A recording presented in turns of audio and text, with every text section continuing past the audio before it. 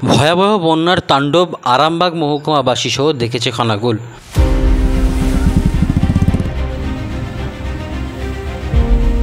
বন্যার জল কমতে রাস্তাঘাট, নদীবাঁধ, ঘরবাড়ির বেরিয়ে আসছে একের পর এক কঙ্কালসার চেহারা।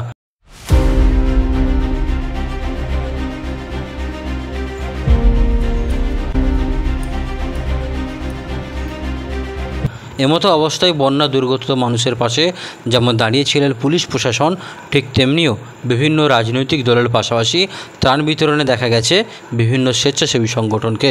খানাকুলের বন্যা দুর্গতদের পাশে দাঁড়ালো এবার আরামবাগের একদল তরুণ প্রজন্ম। খানাকুলের বিভিন্ন এলাকা ঘুরে ঘুরে ত্রাণ বিতরণ করলেন তারা।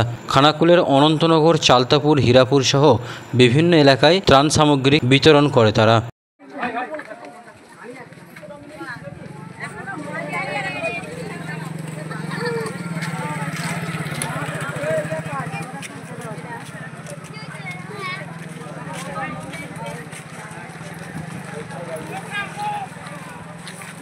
আপনাদের পূর্ণ সহযোগিতায় আমরা খানাকুলের বিস্তীর্ণ অংশ যেভাবে প্লাবিত হয়েছে, তাতে করে খুব যৎসামান্য আমাদের প্রচেষ্টাতে আমাদের 3 বন্ধুর উদ্যোগে আমরা খানাকুল থানার গিয়েছিলাম এবং সেখানে আপনাদেরই সহযোগিতায় আমরা গ্রামবাসীদেরকে 250টা কুপন দেওয়া সত্ত্বেও তার বাইরে গিয়েও আমাদের সাধ্যমতো 300টা করে প্যাকেট তাদেরকে দিতে পেরেছি।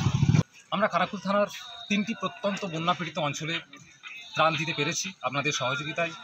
প্রথমে আমরা গিয়েছিলাম খানাকুল থানার হীরাপুর অঞ্চলে এবং সেখানে জনপ্লাবন্ত আপনাদেরই সহযোগিতায় আমরা সেখানে 250টারও বেশি মানুষকে দিতে পেরেছি। তারপরে আমরা দিলাম খানাকুল থানার অনন্তনগর সংলগ্ন চালদাপুর অঞ্চলে এবং সেখানেও আমরা মানুষকে ত্রাণ দিতে পেরেছি। একদমই নয়, কারণ আমরা যেভাবে নিউজ পেপারে এখন দেখতে পাচ্ছি যে খানাকুল থানাতে ত্রাণ দিয়ে এসেও মানুষ কিন্তু বিপদে পড়ছে, ত্রাণ লুট হচ্ছে, এটা খবরে দেখতে পাচ্ছি। পূর্ণ সহযোগিতা এখানে বিশ্বজিৎবাবু আছেন, এখানে মাহবুবদা আছেন, রফিক সাহেব আছেন এবং আরও এই গ্রামবাসীর প্রত্যেকের সহযোগিতায় আমরা এটা দিতে পেরেছি। এবং ওখানে হীরাপুর সংলগ্ন এরিয়াতে ওখানে আজাদ ভাই ছিলেন। ব্যক্তিগতভাবে বলি, এনারা হচ্ছে জুনিয়র ছাত্র, আমাদের ম্যাডাম আছেন, ওনাদের পূর্ণ সহযোগিতায় অনন্তনগর খানাকুল থানার 1 নম্বর গ্রাম পঞ্চায়েতের অন্তর্গত চালতাপুর অনন্তনগর কিছু দুস্থ পরিবারকে আহার তুলে দেওয়ার জন্য এনারা কিন্তু আরামবাগ থেকে এসেছে।